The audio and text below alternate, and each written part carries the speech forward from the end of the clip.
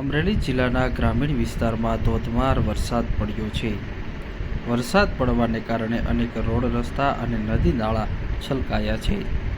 અમરેલી જિલ્લામાં હવામાન વિભાગે આગાહી કરી હતી. આગાહીના પગલે ધોધમાર વરસાદ પડ્યો હતો. વરસાદને લઈને સર્વત્ર નદી નાળા છલકાયા હતા. તો અમરેલી જિલ્લામાં ધોધમાર વરસાદ પડવાને કારણે ગ્રામીણ વિસ્તાર અને શહેરી વિસ્તારમાં પસાર થતી નદીઓમાં નવા નીર આવ્યા હતા. નવા નીર આવવાના કારણે ખેડૂતોમાં ખુશીનો માહોલ જોવા મળ્યો હતો. રાજ્યમાં હવામાન વિભાગની આગાહી કરવામાં આવી છે, જેમાં ગુજરાત અનેક જિલ્લાઓ રેડ એલર્ટ ઉપર છે. જેમાં અમરેલીમાં ધોધમાર વરસાદની શરૂઆત થઈ હતી. વહેલી સવારથી રાત્રિના 9 વાગ્યા સુધીમાં ધોધમાર વરસાદ પડ્યો હતો. અમરેલી જિલ્લાના વડિયા કુકાઓ પંથકમાં પણ અવિરત વરસાદ પડ્યો હતો. વરસાદ પડવાને કારણે કુકાવા વડિયા વિસ્તારમાં આવેલો સુરવો ડેમમાં નવા નીર આવ્યા હતા. 4 ફૂટ જેટલી પાણીની આવક ડેમમાં નોંધાઈ હતી.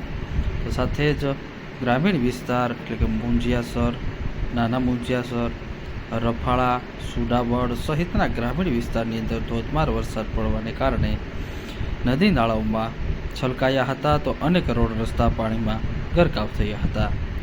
હાલ ખાંભા સહિતના અમરેલી જિલ્લાના 11 તાલુકામાં ધોધમાર વરસાદ પડ્યો છે અને મુખ્ય નદીઓની અંદર ઘોડાપૂર જેવો માહોલ સર્જાયો છે.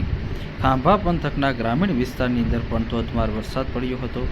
ખાંભા તાલુકાના બોરાળા, ચક્રાવા, કંટાળા સહિતના ગીરના જંગલની અંદર વરસાદ પડવાને કારણે નદી અને ઝરણા પુનઃજીવિત થયા હતા અને હાલ ધોધમાર વરસાદ પડતા અનેક ગામડાઓમાં પાણીની પરિસ્થિતિ સર્જાઈ હતી. તો સાથે જ અમરેલી જિલ્લાના માચાળા ગામ નજીક ઢેબી નદીની અંદર પણ ઘોડાપૂર આવ્યું હતું. ઘોડાપૂર આવતા ઢેબી નદી ઉપરનો ક્રોઝવે ઉપર પાણી ફરી વળ્યા હતા. તો સાથે જ અમરેલી જિલ્લામાં સતત વરસાદ પડી રહ્યો છે. બાબરા તાલુકામાં પણ 4 ઇંચ જેટલો વરસાદ નોંધાયો છે. છેલ્લા 24 કલાકમાં બાબરા શહેર તેમજ ગ્રામીણ વિસ્તારમાં 4 ઇંચ કરતાં વધુ વરસાદ નોંધાયો છે. તો બાબરાના ગ્રામીણ વિસ્તારમાંથી પસાર થતી કાળુભાર નદીની અંદર પણ પૂર આવ્યું છે. વડિયા કુકાઓની અંદર પણ સારો વરસાદ પડ્યો હતો. તો અમરેલી જિલ્લાની અંદર સર્વત્ર વરસાદનો માહોલ સર્જાયો છે. અમરેલી જિલ્લાના ગ્રામીણ વિસ્તારની અંદર રાત્રિના સમયે પણ વીજળીના કડાકા અને ચમકારાની સાથે જ વરસાદ થયો છે. ખેડૂતોમાં ખુશીનો માહોલ સર્જાયો છે.